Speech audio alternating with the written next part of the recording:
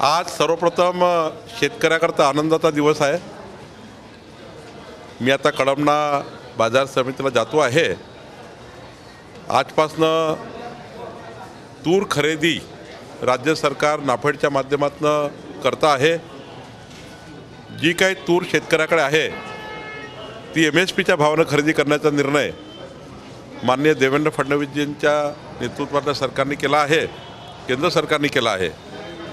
आणि आता आजपासून सर्व खरेदी केंद्रावर तूर खरेदी सुरू होणार आहे। यापूर्वी सोयाबीनचा ऐतिहासिक खरेदी केंद्राने राज्य सरकारने केली आणि देशातल्या एकूण उत्पन्नाच्या सर्वात जास्त खरेदी सोयाबीनची ही महाराष्ट्राच्या सरकारने नाफेडच्या माध्यमातून केली आहे।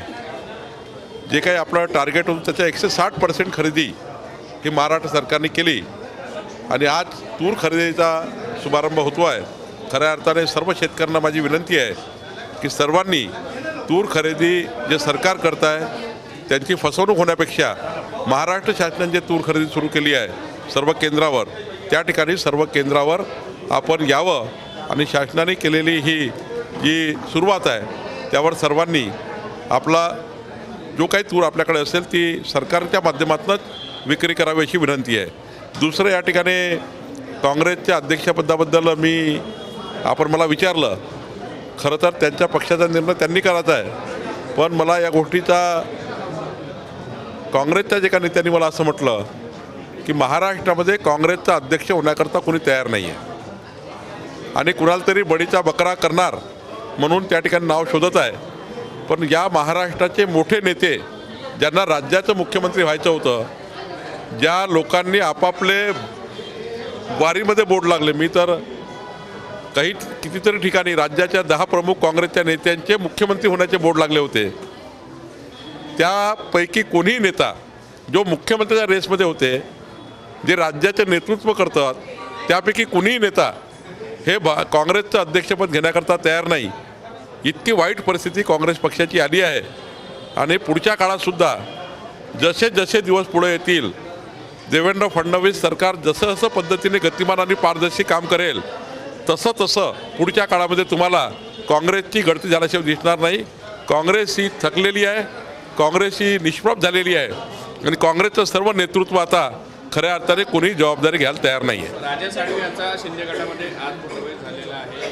ठाकरे गटाला पुन्हा एकदा किंडार पडली आहे, अनेक जण जे आहे ते वेटिंगवर आहे। महाविकास आघाडी ज्या पद्धतीने तयार झाली होती ती अविचारी होती। महाविकास आघाडीचा ज्या पद्धतीचा अजेंडा होता तो कधी विकासाचा नव्हता आणि जी अभद्र युती केली होती, जसं उद्धव ठाकरेंनी हिंदुत्वाचा विचार सोडला, काँग्रेसचा विचार हाती घेतला, त्या दिवशी उद्धव ठाकरे आणि शिवसेनेच्या कार्यकर्त्यांना उद्धव ठाकरेबद्दल निराशा तयार झाली। त्यामुळं मोठ्या प्रमाणात उद्धव ठाकरे साहेबांकडले लोक आता शिंदे साहेबांकडे चालले आहेत।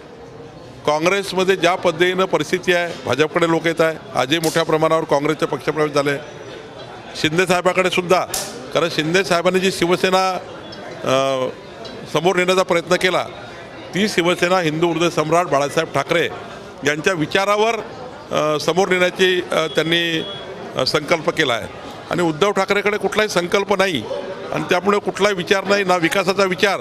रोज त्या ठिकाणी सकाळ संध्याकाळ टीका करणे आणि विकासाचं काहीच बोलले नाही। या महाराष्ट्राला विकासाची गरज आहे आणि विरोधी पक्षाची मेन जबाबदारी आहे की महाराष्ट्र सरकारकडं जास्तीत जास्त विकासाच्या मुद्द्यावर काम करून घेणे आणि महाराष्ट्राच्या 14 कोटी जनतेला काही ना काही विरोधी पक्ष म्हणून आपला त्या ठिकाणी योगदान देणे। तो विरोधी पक्ष महाराष्ट्रातून हरपलेला आहे, तो विचार हरपलेला आहे आणि त्यामुळं उद्धव ठाकरे यांनी हिंदू हृदय सम्राट बाळासाहेब ठाकरेजी यांचे विचार सोडल्यामुळं एकनाथ शिंदेजी सरकडे राजन साळवीसारखे लोक पक्षप्रवेश करत आहेत।